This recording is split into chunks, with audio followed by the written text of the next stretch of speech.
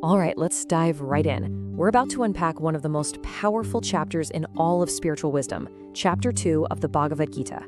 This is the exact moment when a hero's complete and utter despair on a battlefield becomes a classroom for the entire universe. It's where a warrior literally breaks down, only to be rebuilt by something truly divine. So just picture this. You're on the sacred battlefield of Kurukshetra. Two gigantic armies are ready to go to war. The air is just thick with tension and destiny. And right there, in the middle of it all, is our hero, the legendary warrior Arjuna. And he just collapses. His famous bow literally slips from his hands, and with eyes just full of anguish, he says these words to his guide, his friend, Krishna. This is the breaking point that's about to change everything. So you have to ask, what could possibly make a warrior like this fall apart? Well, it's not fear, not at all. It's the horror of who he has to fight. As Arjuna looks across the battlefield, he doesn't just see enemies, he sees his own family, his cousins, his beloved teachers, his own kin. And the thought of fighting them, of killing them, it just fills him with this overwhelming grief. He's not defeated by an enemy army, he's defeated by his own heart.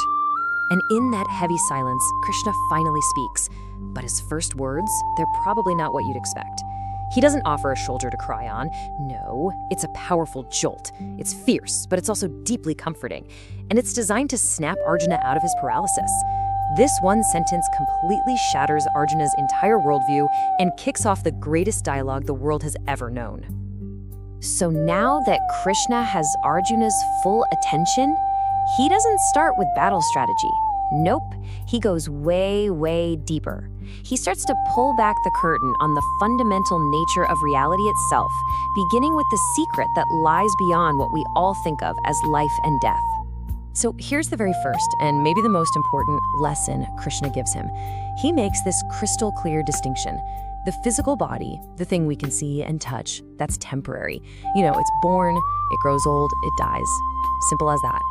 But the soul, the real you living inside that body, that is eternal. It was never born and it will never die. It's completely, totally unbreakable. And check this out. This shows just how indestructible the soul really is. Krishna uses this incredible, poetic imagery to really drive the point home. Weapons can't cut it, fire can't burn it, water can't make it wet. It's unborn, it's ancient, it's timeless. Which brings up the crucial question for Arjuna. If the soul can't ever be destroyed, then what is he really grieving for? Okay, so once that foundation is laid, the idea of an immortal soul, the conversation shifts from pure philosophy to real-world practice. Krishna now explains how to actually live and act in the world with this new knowledge. And this is where we get into duty and the true meaning of yoga. So Krishna introduces this huge concept, dharma. Now, this isn't just about your job or your social role. Think of it more like your sacred purpose, your unique part to play in upholding the balance and goodness of the universe. For Arjuna, as a warrior, his dharma is to fight for what's right. To back down now just because of his personal feelings would be to invite chaos. And there it is. This might be the single most famous teaching in the entire Gita. It's a real game changer. The idea is to put all of your focus, all of your energy into doing your duty, but to completely 100% let go of what happens next. You don't get to control the outcome. Success, failure, praise, blame, that's not your department.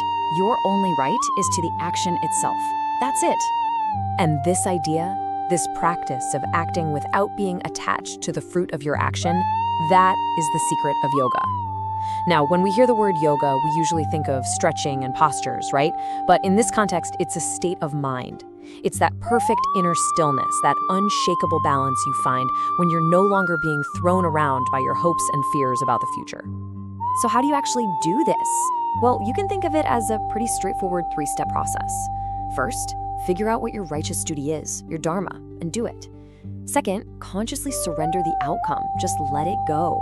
And third, you work on keeping a steady mind, staying calm and centered whether you win or you lose. That's the practice. All right, so Krishna's talked about the outer battlefield. Now he shifts focus to the one that's raging inside every single one of us, the battle within our own minds. He explains that to really achieve this state of yoga, you have to become the master of your inner world, especially those two powerful forces, desire and anger.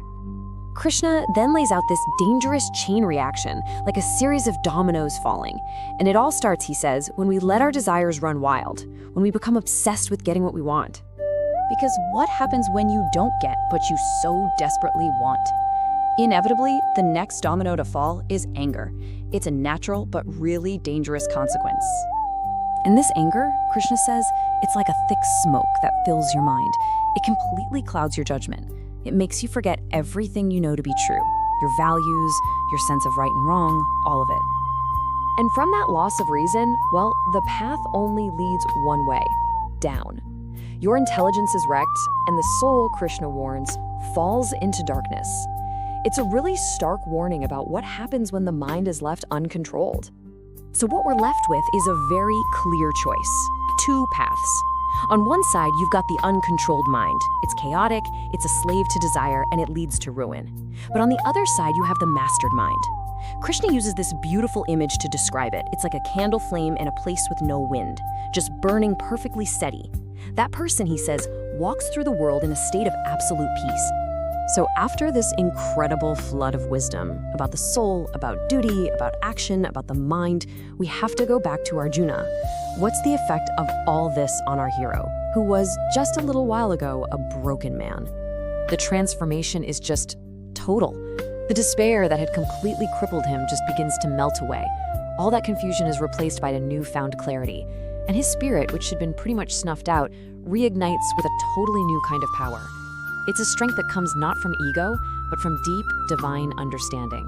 The warrior is back, but now he's also an awakened soul.